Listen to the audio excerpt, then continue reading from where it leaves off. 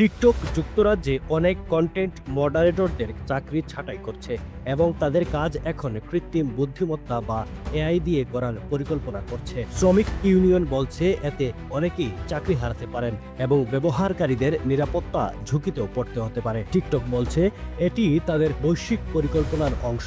কিছু মডারেটরদের কাজ অন্য দেশে পাঠানো হবে আর কিছু কাজ তৃতীয় পক্ষের মাধ্যমে করা হবে। তারা আরও জানিয়েছে এআই এখন অনেক ভিডিও শনাক্ত করতে পারছে এবং ব্যবহারকারী রিপোর্ট করার আগেই অনুপযুক্ত ভিডিও সরিয়ে দিচ্ছে। কিন্তু ইউনিয়ন বলছে এআই এখনো পুরোপুরি ঠিকমতো কাজ করছে না। এছাড়া কিছু মডারেটর বলছেন ছাঁটাইয়ের ঘোষণা এমন সময় এসেছে যখন তারা ইউনিয়নের স্বীকৃতি পেতে ভোট দিতে যাচ্ছিলেন। টিকটক বলছে এআই ব্যবহার করলে কাজ দ্রুত হবে এবং মডারেটররা কম অপ্রিয় ভিডিও দেখতে হবে। যুক্তরাজ্যে এখন টিকটকের 2500 এর বেশি কর্মী আছে এবং আগামী বছর লন্ডনে নতুন অফিস চালু হবে।